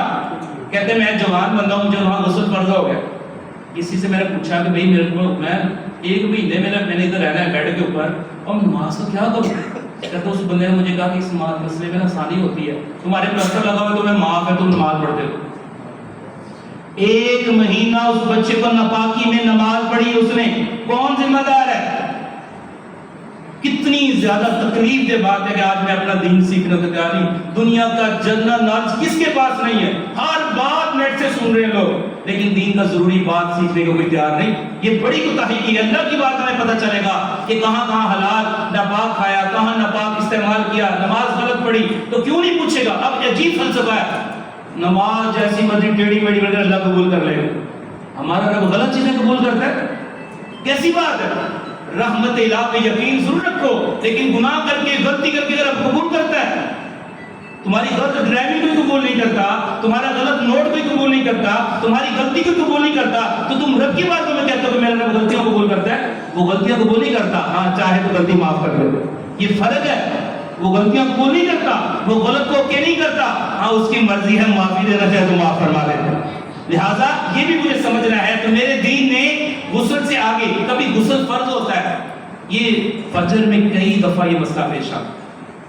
ہمیں تیمم کا بھی پتہ ہونا چاہیے. میرے دین میں 3 چیزیں ہیں. نمبر 1، ہمیں غسل بھی دیا دین نے، وضو بھی دیا ہے. اور اگر پانی نہ ہو، وضو اور غسل کس سے ہوتا ہے؟ پانی سے ہوتا ہے. تو پانی نہیں ہے تو کیا کریں گے؟ میرے دین نے اس کا الٹرنیٹو دی، وہ کیا ہے؟ مٹی، پاک مٹی. اگر کبھی ایسا ہو جائے کہ نماز کے 2 منٹ رہتے ہیں، آپ کو لوگ پتہ ہے کہ غسل تھا، اب کیا حکم ہے شریعت کا؟ نماز چھوڑ دیں یا غسل کریں؟ غسل کریں گے تو نماز چلی جائے گی. تو کیا حکم ہے؟ یہاں بھی دین مسائل بتا. لیکن کوئی پڑھی ہو، پھر پتہ ہو اور سوچ ہو کہ پوچھ کر چلا کرے گا تو ہی بندہ سیکھتا ہے نا. ہمیں کیا پڑھی ہے یہ کرنے کی؟ لہٰذا سیکھیں اپنے دین کو. آپ گاڑی میں بیٹھتے ہیں، پکے نمازیوں کو میں نے دیکھا ہے گاڑی میں بیٹھ کے نماز نہیں پڑھتے. گاڑی چل رہی نماز کیسے پڑھے؟ کیا ہو گیا؟ کیا گاڑی میں بیٹھ کے نماز معاف ہو جاتی ہے؟ کیا ایئر لائن میں بیٹھ کے کسی جگہ جہاز میں نماز معاف ہو جاتی ہے؟ ٹرین میں بیٹھنے کے نماز معاف ہو جائے گی؟ افسوس کی بات ہے. یار پکا نمازی پہ بھی دکھ ہوتا ہے کہ آپ گاڑی میں بیٹھ کے نماز چھوڑ دیتے. ایسا کبھی نہ کریں جب تک اس جسم میں جان باقی ہے نا. میرا دین کہتا ہے اگر تم لیٹ بھی گئے ہو، اشارے سے نماز پڑھتے تو بھی نماز پڑھنی ہے. اللہ سے اتنا پیار کرو کہ ایک ٹائم کی حاضری بھی کبھی قضا نہ ہو جائے. تو دین میں غسل کے بعد ہمیں تیمم کا حکم ہے. تیمم کیا ہوتا ہے؟ پانی نہ ہو، اس کی مخصوص کیٹیگری لمبے چوڑے مسائل ہیں. صرف اتنا سمجھ لیں کہ 2 فرض ہیں، 3 فرض تیمم میں بیان کیے تھے. نمبر 1 نیت کر کے پاک مٹی سے چہرے کو، ہاتھوں کو جو مٹی پر لگا کے یا پتھر وغیرہ جو مٹی کی جن سے چیزیں ہیں ان کو جھاڑ کر چہرے کے اوپر پورے چہرے کا مسح کرنا ہے. اور دوسری دفعہ ہاتھ لگا کے اس کو جھاڑ کر ایک ہاتھ کا مسح کرنا ہے کونی سمیت اور پھر دوسرے کا. اتنا تیمم ہے. تو اگر وضو نہیں ہو سکتا، کسی جگہ کوئی بندہ بیمار ہے، پانی اس کو نقصان دیتا ہے، اس کو تیمم شریعت اجازت دیتی ہے. اسی طرح آپ خدا نہ خواستہ بندہ وینٹیلیٹر پہ بیمار پڑا ہے، وہاں پر وہ اٹھ کے جا کے وضو نہیں کر سکتا، کوئی کروا بھی نہیں سکتا، نماز چھوڑ دے، یہ تو وضو نہیں کر سکتا. دین نے یہاں بھی بتایا پتھر سے تیمم کر کے ادھر ہی نماز پڑھے. اتنی آسانی میرے دین میں، لیکن میں سیکھوں گا تو مجھے پتہ چلے گا. لہٰذا یہ بڑی اہم باتیں ہیں. اس کے بعد پاکی نہ پاکی کے اعتبار سے ایک بڑا ضروری مسئلہ ہوتا ہے کہ جسم پہ زائد بال آتے ہیں. 21 عمر سے کاٹنے ہیں، کب کاٹنے ہیں، کتنی دنوں میں کاٹنے ہیں. موٹا سا اصول یہ ہے کہ ناخن ہو یا جسم کے زائد بال کہیں بھی ہوں، چاہے وہ بغل کے نیچے ہو یا کہیں اور ہو، ان کو حکم یہ ہے، مستحب یہ ہے، سنت یہ ہے، ہر ہفتے اور خصوصاً جمعہ کے دن بہتر ہے کہ اس کو کاٹا جائے. اس کو صاف کر لیا جائے۔ نمبر 2، اگر کوئی بندہ نہیں کرتا تو 15 دن میں بھی اس کی بہتر ہے کہ 15 دن کے اندر اندر یہ کر لیا جائے، اور 40 دن کی لمٹ لازماً مقرر کر دی گئی ہے۔ اگر کوئی بندہ اس سے زیادہ 40 سے اوپر کرے گا تو گناہ گار ہوگا۔ آپ دین کی پاکی پہ غور کریں، دین ہمارے بازو کو بھی صاف رکھواتا ہے، تمہارے ساتھ کھڑے بندے کو تکلیف نہ پہنچے، تمہارے جسم کے پاس بڑھ جائیں گے، پسینہ آئے گا، تمہارے ساتھ والا تم سے نفرت کرے گا۔ لہٰذا میرا دین کتنا خوبصورت ہے، کتنے محنت والا ہے کہ تمہارے ساتھ تمہارا بھائی تم سے تکلیف نہ پائے۔ ابھی نماز ہوتی ہے، کئی لوگ منہ نہیں صاف کرتے، اور جو ساتھ کھڑا ہوتا ہے اس کو پریشان کرتے ہیں اپنی منہ سے، یہ غلط تھا۔ ہمارے دین میں مسواک کا اس کو۔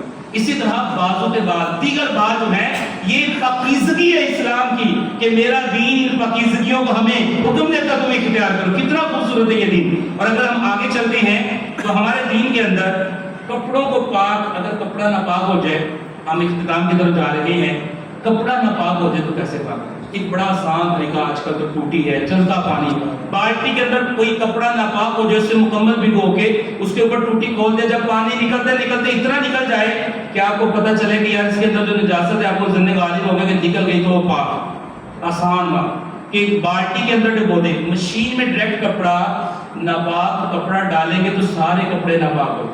اس کا طریقہ کیا کہ بچیوں کو سکھائیں، جو بیٹی کے طور میں کپڑے دھوتی ہیں، ان کو یہ سکھائیں کہ اگر کسی کپڑے پہ خون لگا ہے، کسی کپڑے پہ کوئی چیز ہے جس کو صاف الگ سے کرنا ہے، بچے کی کوئی پجامہ وغیرہ ہے، اس چیز کو الگ سے صاف کریں، اس کو صاف کرنے کے بعد مشین کے اندر ڈالیں تو یوں سب کو آسانی ہو جائے گی، سارے کپڑے جو ہیں وہ ناپاک نہیں ہوں گے۔ اسی طرح ایک اور چیز ہے پاکی ناپاکی کے اعتبار سے، کبھی ٹینکی ناپاک ہو جاتی ہے گھر کی، تو ٹینکیوں میں بھی چوہا اللہ نہ کرے مر گیا اندر جا کر، کبھی ایسا ہو بھی جاتا ہے، کوئی چیز اندر جا کے چھپکلی مر جاتی ہے یا کوئی چوہا مر جاتا ہے، مختلف چیزیں۔ اب ان کے سب کے احکام الگ الگ ہیں، کون سا جانور اس کے اندر خون ہوتا ہے کہ نہیں ہوتا، پوری تفصیل ہے الگ الگ۔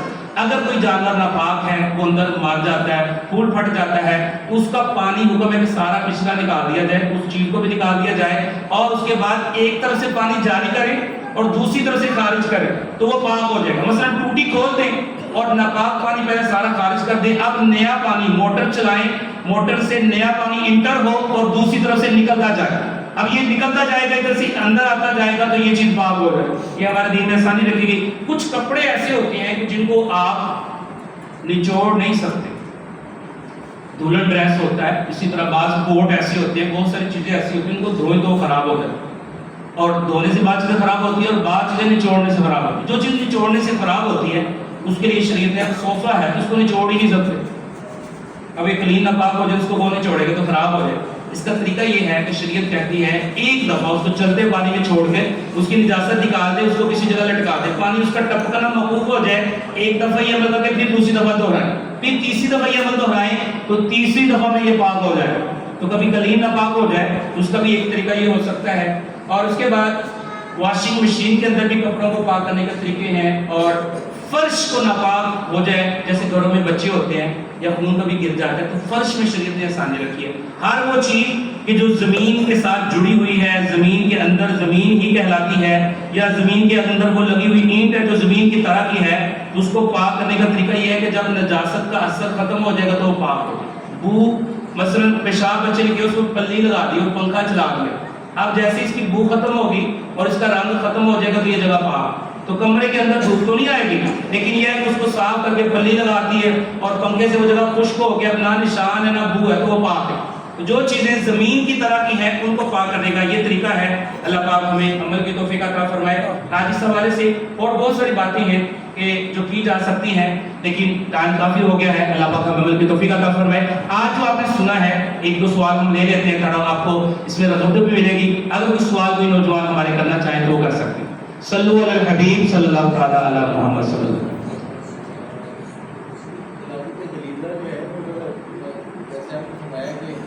ایک طرف تک لفظ زیادہ لگی اس کو دھونا ہے، اور غلاظت خفیفہ آپ نے فرمایا کہ وہ اگر چوتھائی حصے پر ہے لفظ سے زائد ہے، یہ اس کو ہم کس طرح میچ کریں گے؟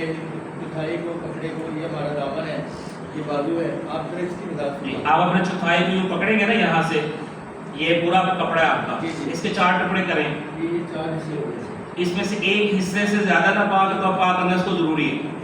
یعنی جتنی بھی وہ جو چیز، اگر مثال کے طور پہ وہ بڑی چیز ہے، مثال کے طور پہ یہ بازو کا حصہ بڑا ہے تو اب یہ دیکھنا ہے کہ الگ الگ عضو کون ہے. یہ بھی ایک وضاحت ہے دین کے اندر کہ چہرہ پورا ایک عضو ہے اور کان اس کے اندر چہرے میں شامل ہے یا سر میں شامل ہے.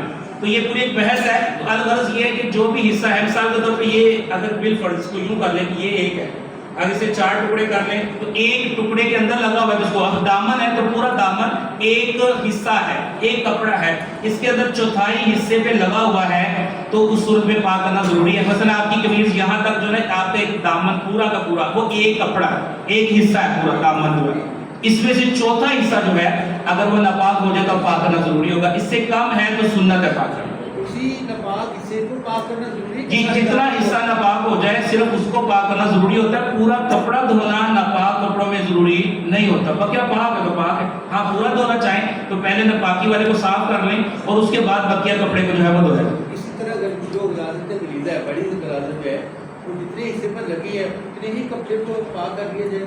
جی جتنے حصے پہ مثلا آپ نے ڈرپ لگائی, آپ کے ادھر خون لگ گیا تھوڑا سا, تو اتنے حصے کو ٹوٹی کے نیچے کر کے روکے رکھے. جب آپ اس کو ملتے رہے, جب آپ کو لگے کہ خون کا اثر نکل گیا تو پاک ہو گیا. پورے کپڑے کو بعض لوگوں نے جیسے خاص وقت میں جو کپڑا پہنا ہوتا ہے تو سمجھتے سارا ہی ناپاک ہو گیا. ایسا نہیں ہوتا. جو کپڑا ہم نے پہنا ہے جب تک اس کے اوپر نجاست نہیں لگی تب تک وہ پاک. صرف بدن کے اوپر پہنا ہوا کپڑا ہے, نجاست ایک حصے پہ اتنے سے حصے پہ لگی ہوئی ہے تو سارا کپڑا خود بخود کیسے ناپاک ہو جائے. تو یہ میرے دین میں بڑی آسانی ہے. اور یہ بھی یاد رکھیں کہ ناپاک ہونے کے لیے نجاست کا لازم ہونا, نجاست لازم طور پہ لگی ہو, صرف شک سے کوئی چیز ناپاک نہیں ہوتی. بعض لوگوں کو وسوسے آنے لگ جاتے اس طرح کی بات ہوتی ہے, یار یہ بھی ناپاک ہوگا وہ بھی ناپاک ہوگا. بھائی کچھ ناپاک نہیں ہوگا, سوچ رہے تھے ناپاک نہیں ہوگا, دکھنا چاہیے. جو شریعت کے دکھے یا جو اس کا حکم ہے وہ لگے, تو ورنہ ہر چیز ایٹومیٹک ناپاک کچھ بھی نہیں ہوتا. صلو علی الحبیب صلی اللہ علیہ وسلم. جیسے آپ نے فرمایا 15 سال کی عمر میں تبدیلی جو آتی ہے, تو اگر آپ نے سو کے اوپر تبدیلی آئی, جتنے حصے پر نجاست لگی ہے اتنا ہی حصہ جو کہ وہ اسی کپڑے سے نماز. جی جتنے حصے پر اگر کبھی ایسے خواب میں ہو کر کچھ حصے پر کچھ اثر ظاہر ہے, وہ حصہ گیلا ہو گیا ہے, صرف اتنا حصہ دھونا فرض ہے. ہاں نہانا پورا فرض ہے, نہانا پورا فرض, اس کی الگ وجہ ہے. تو کپڑا جو ہے یہ بدن کے اتنی جو کپڑا ہے اس کے صرف وہی حصہ خاص اسپیسیفک پاک کرنا ہے جس پر کوئی اثر لگا. جہاں کچھ نہیں لگا, آپ نے وہ کپڑا پہنا ہوا تو اس حالت میں آپ کو غسل فرض ہو گیا تو بقیہ کپڑا پاک ہے. تو نوجوان جو ہیں وہ شرماتے اور نماز چھوڑ دیتے, بہت کوتاہی کی بات. جب اتنی آسانی ہے دین کے اندر کہ جتنا حصہ ناپاک اس کو پاک کر کے نماز پڑھے, اور گیلے کپڑے سے بھی نماز پڑھ سکتے. گیلا کپڑا ہو اس میں نماز پڑھے, اگر پاک کیا تھا گیلا گیلا آپ نے پہلے کوئی مسئلہ نہیں, نماز ہو جائے گی اس کے اندر. تو چھوٹی چھوٹی باتیں سیکھنے سے بندہ آسانی بھی آتا ہے. تو لوگ کہتے ہیں دین بڑا مشکل ہے, دین مشکل نہیں ہے, سیکھا نہیں تب مشکل لگتا ہے. آپ سیکھو آپ کو آسان لگے گا انشاءاللہ. صلو علی الحبیب صلی اللہ علیہ وسلم. جی کوئی اور سوال کرنا چاہ رہے ہیں؟ اکثر لوگوں نے گھر کی پڑھی, وہ ساتھ ہی سناتے ہیں ان کو, ساتھ ہی وہ کی رہتی ہیں ساتھ. جی اس میں کوئی فرق نہیں ہے, نماز جاتی ہے, ہو گیا. آپ میں سے کتنے لوگوں نے بلیاں پالی ہوئی ہیں, ہاتھ کھڑا کریں. کتنے لوگ بلیاں ہو رہی ہیں؟ 4 ہی ہیں. تو ساروں نے تو نہیں پالی ہوئی, اکثر نہیں پالی ہوئی. ہاں لوگ پال رہے. ہمارے ہاں تو ابھی کام ہے نا, یورپ والے ماں باپ کو تو قریب نہیں لٹا سکتے, بلیوں کتوں کو لٹاتے ہیں اپنے ساتھ سینوں سے. اور ہماری بھی معاذ اللہ وہ پڑھی لکھی قوم جو ہے نا, وہ سینوں سے کتوں کو لگا کے سونا پسند کرتی ہے, ماں باپ کو دور رکھتی ہے. ٹھیک ہے, ماں باپ کو کھانسی ہو جائے تو دور رکھو, کتے کو ساتھ لٹایا ہو. چلے بہرحال سوال یہ ہے کہ بلی جو ہے ساتھ لٹایا تو کپڑا ناپاک ہو جائے گا. اگر بلی نے کچھ کیا نہیں ہے تو ناپاک نہیں ہوگا. بلی کا جسم پاک ہے تو کپڑا بھی پاک رہے گا, ساتھ بھی لگ جائے تو وہ ناپاک نہیں ہوگا. ہاں اس کے جسم کے اوپر کنفرم ہے کہ وہ گندے پانی نالی سے گزر کر گندی ہو کر آئی ہے اور گیلی ہے, اور گیلے ہونے سے آپ کے کپڑے وغیرہ, آپ کا کپڑا گیلا کر دیا اس نے, اس کے جسم گندے جسم نے کپڑا گیلا کر دیا ہے تو ناپاک ہوگا. ویسے سادہ بلی گیلی ہو جائے سادہ پانی سے تو اس کا جسم لگنے سے جسم ناپاک نہیں ہوتا. صلو علی الحبیب صلی اللہ علیہ وسلم.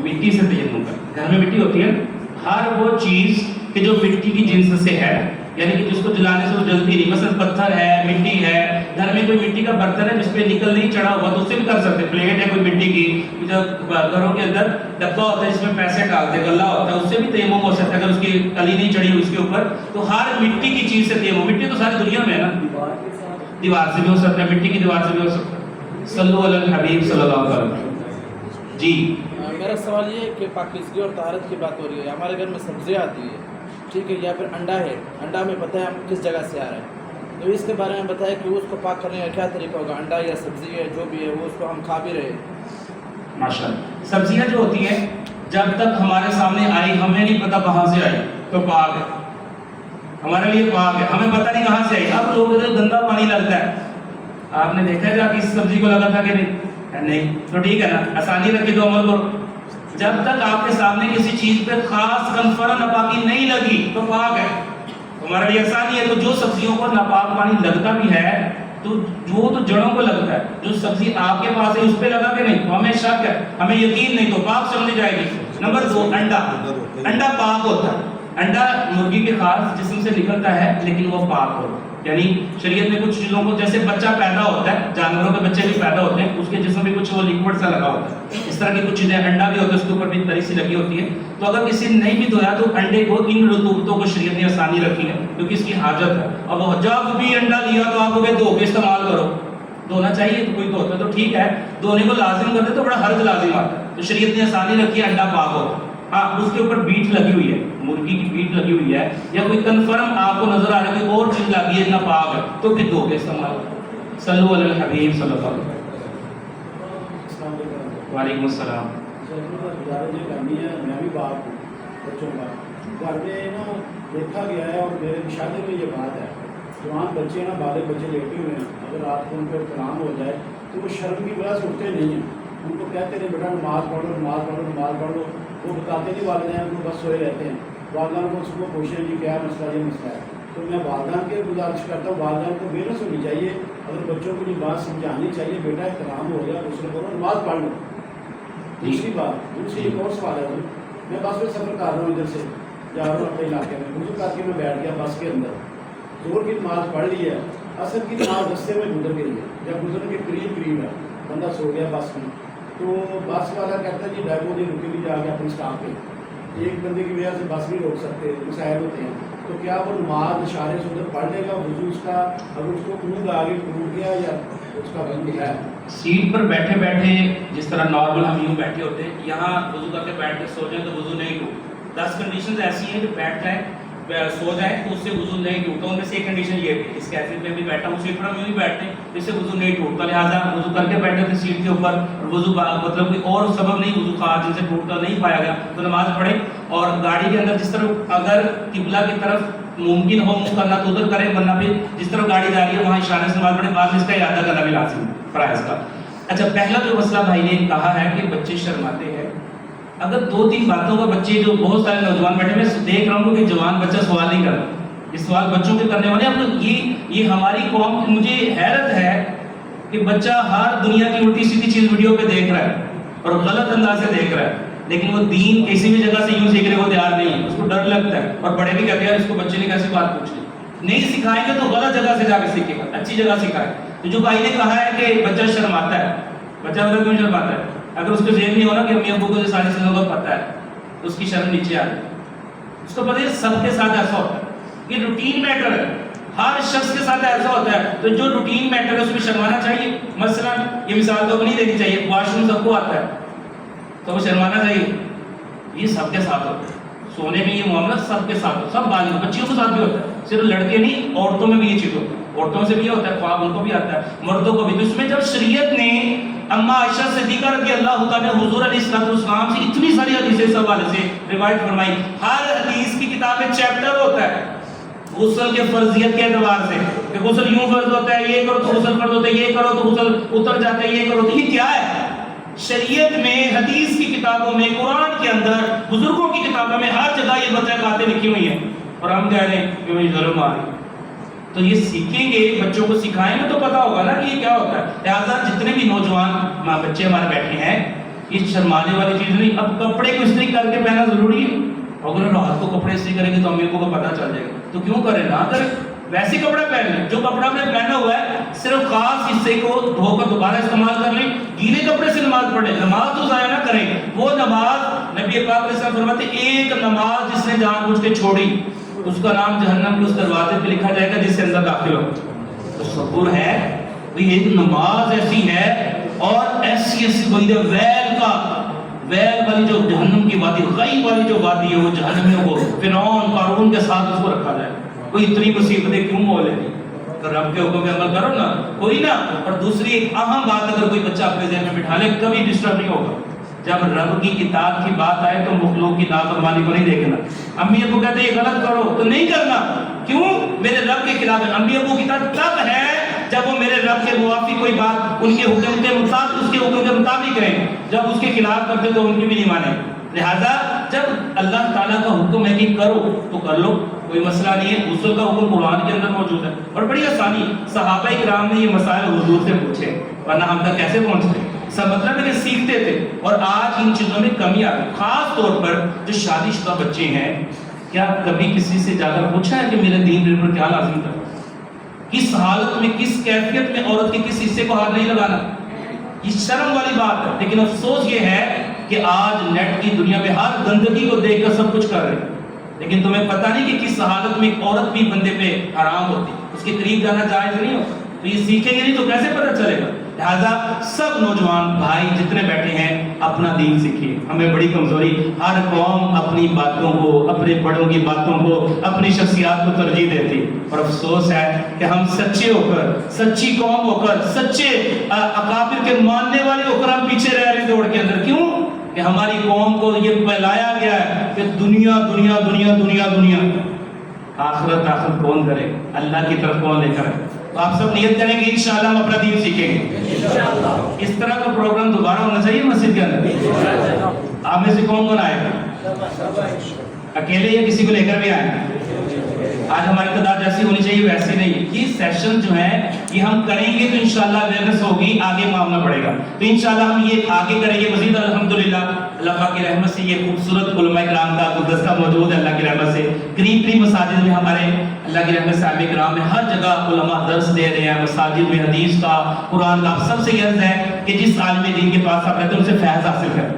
افسوس یہ ہے کہ علماء کو اتنا بدنام کر دیا ہے کہ لوگ ان سے دور کیا جائے۔ آپ کے دین کا پیشوا سب سے برا آدمی ہے، تو آپ کو پیشوا سے دور کر کے دین سے دور کیا کہ نہیں؟ کہ ہر پیشوا برا ہوتا ہے؟ اس طرح نقلی اور اصلی نوٹ ہوتا ہے نا، تو مذہبی لوگوں میں بھی دو رنگ ہوتے ہیں۔ کیوں نہیں تم نوٹوں میں فرق پتا ہے، دنیا کے ہر فیلڈ کا فرق تمہیں پتا ہے، اور دین کی باری آتی ہے تو کہتے بس ٹھیک ہے مولویوں کے جھگڑے سائڈ پہ، نہیں کرو ایسا، آخر میں پھنس جائیں گے۔ لہٰذا علماء سے فیض حاصل کریں، اچھے علماء کے پاس رہیں، ان سے سیکھیں، اللہ پاک عمل کی توفیق عطا فرمائے۔ آخری سوال، 1-2 منٹ رہ گئے، آخری سوال کہیں ہمارے جوان بچہ کرے گا تو خوشی ہوگی، جو سب موافق ہو کوئی بھی بات ہے جی۔ ماشاءاللہ، دیکھیں کتنا اچھا سوال ہے اس بچے کا۔ کئی لوگ نکر پہن کے سوال کر، وہ نماز پڑھنے آئے تھے نا، چھوٹے چھوٹے انہوں نے وہ پہنے ہوتے ہیں اور وہ اس سے بھی نماز پڑھنے آئے تھے۔ تو یہ جو گھٹنا ہے، گھٹنا اوپر والا جو ہماری ران ہے اس کے اندر ستر کے حصے میں شامل ہے۔ اگر وہ نکر اتنی چھوٹی ہے کہ یہ چڈا جسے ہم جہاں سے ہماری ٹانگ شروع ہوتی ہے وہاں سے گھٹنے سمیت یہ پورا ایک عضو ہے، اگر اس عضو کے اندر چوتھائی حصے سے زیادہ حصہ ننگا ہو جائے تو ایسی صورت میں وہ نماز دوبارہ پڑھی پڑے، کیونکہ ستر بھی فرض ہے، نماز کے اندر ستر چھپانا فرض ہے۔ اگر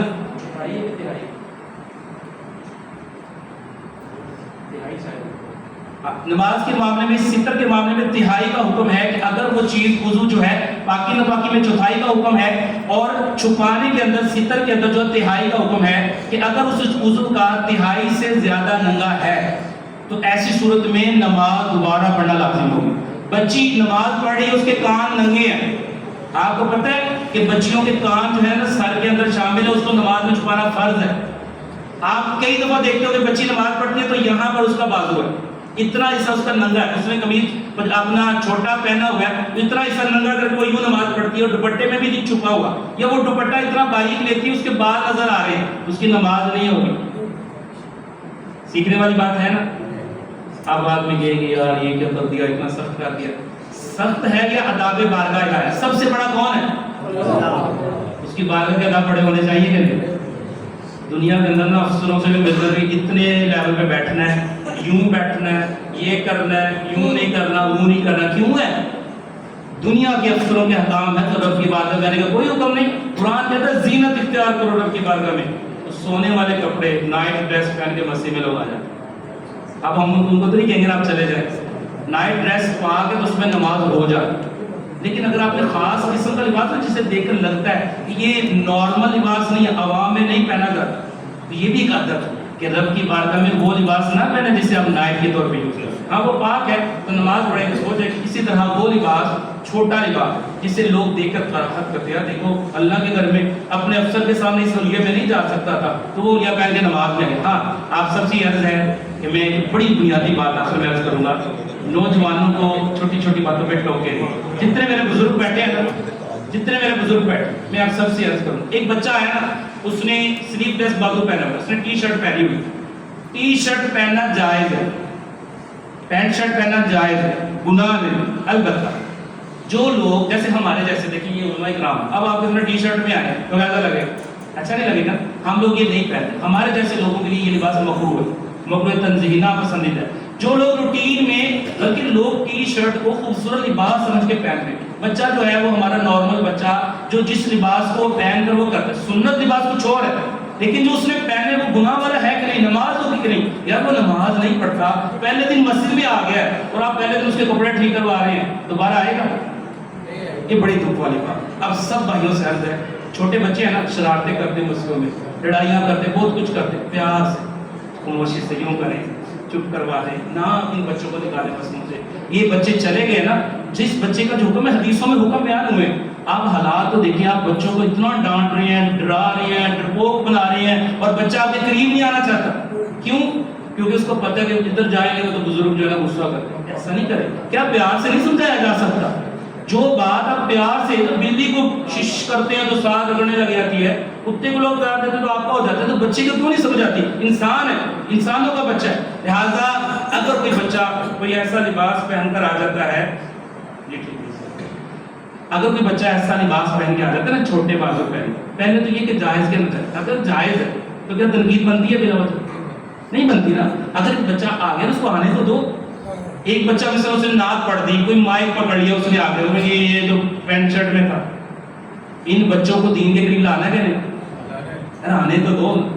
اگر مسجدوں کو ایسا تنگ کر دو گے، اتنا سخت کر دو گے تو ہمارے بچوں کو بن کیا رہا ہے؟ وہ مذہبی لوگوں کے قریب نہیں آنا پسند کرتا. کیوں؟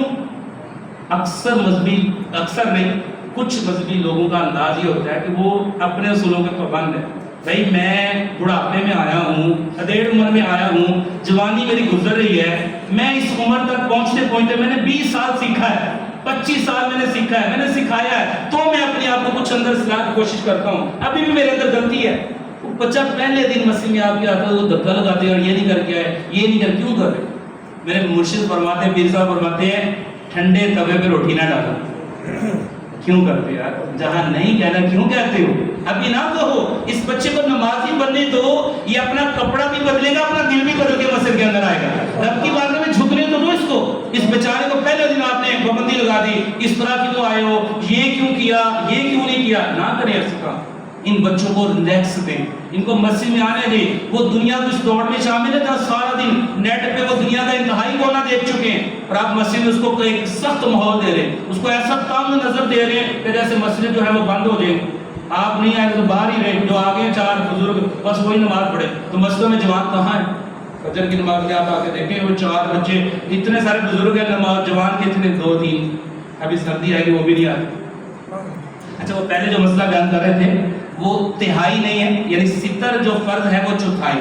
چوتھا حصہ کسی جسم کے پورے عضو کا چوتھا حصہ اگر کھلا ہے، اس سے زائد کھلا رہ جائے تو اس نماز کو دوبارہ پڑھنا فرض ہے. ستر فرض ہے، اس میں ہر عضو میں کم از کم اس کا تہائی حصے تک چھپنا ضروری ہے. اگر وہ چوتھائی حصہ اس کا کھلا، اس سے زیادہ کھلا رہ جاتا ہے تو نماز دوبارہ پڑھنی پڑے. تو وہ چوتھائی تو ہے ہی، پہلے کہتے تھے چوتھائی، وہ چوتھائی حصہ ہے ستر کے معاملے. جو بچے نے سوال پوچھا، صلو علی الحبیب صلی اللہ تعالی علیہ وسلم. جی کافی ٹائم. ایک سوال سے وہ 2-3 دفعہ کھڑے ہونے کی کوشش کی. جی بزرگوں فرمائیں. آپ نے فرما رہے تھے سرکاری طاقت بھی، اور आमतौर पर मैं इसको नाफ इसका वो भी फरमाते हैं। जी, नाफ जो है, दुन्नी जो है, गुस्ल जब फ़र्ज होता है तो नाफ जिसे दुन्नी कहते हैं, इसके अंदर कभी कोई चीज़ होती है ना, मैल होता है या कुछ जम जाता है, उसको भी गुस्ल करते हुए उधर भी हाथ से उसको साफ अच्छे तरीके से किया जाए। वो हिस्से बदन के जिनके ऊपर नॉर्मली डायरेक्ट पानी डाले तो नहीं डलता, गुस्ल में उनका ख्याल रखें। और सर्दी आ रही, एक खास ख्याल रखें, गुस्ल हमने एक जुम्मे का भी करना होता है, वैसे भी गुस्ल करते हैं। तो सर्दियों में जब गुस्ल होता है ना, आपने देखा अगर पानी का मिजाज है कि खुश्की पर यूं धारियां बन के उतरता है, सारे को वो तर नहीं करता। आपने यूं पानी डाला तो वो यूं नीचे आते आते उसकी धाड़ियां बन गई, लाइनें बन गई हैं, दरमियान से खुश्की छोड़ेगा। तो गुस्ल के अंदर यूं पानी डाल रहे हैं तो जिसके कई हिस्सों पर सर्दियों में बाल है ना, तो वो धाड़ियां से बन रहेगी, गीला नहीं होगा। तरीका क्या है, सर्दियों में गुस्ल यूं करें कि सारे जिस्म पे पहले पानी को तेल की तरह मलें, बाल बैठ जाए अच्छे तरीके से, पूरे जिस्म के ऊपर पानी को मल लें। आपके बाल खिंच गए, अब आप पानी थोड़ा सा भी बहाएंगे, गीले बदन पर पानी आएगा तो बड़ी आसानी से गुस्ल हो जाएगा। और वैसे करेंगे तो बाल जिस्म, इसी तरह कई लोगों को देखा है वो बाजू कैसे धोते हैं, वुजू के अंदर यूं करते हैं, ये करते रहते हैं, आखिर में गीला हाथ यूं कर, अब इधर पानी जो है कोनी तक पानी नहीं आता, वो धाड़ियां बनी हुई हैं, खुश्क है और गीला हाथ फेर दिया, ये मसा हुआ है, धुला नहीं, इसको धोना था। एड़ी खुश्क है तो गीला हाथ फेर लेते, तो नमाज वुजू नहीं होगा, नमाज में नहीं होगा। इन सारी चीजों हदीस में फरमाया कि एड़ियां जहन्नम में। वो पूछा गया इसका मतलब क्या है, तो उलमा ने लिखा इसका मतलब है कि वो एड़ियां उनके लिए वईद है कि जो वुजू के अंदर धुलती नहीं। एक मतलब उस हदीस का ये। अल्लाह पाक हम सबको समझ दे और हमारी नई नस्ल भी यहाँ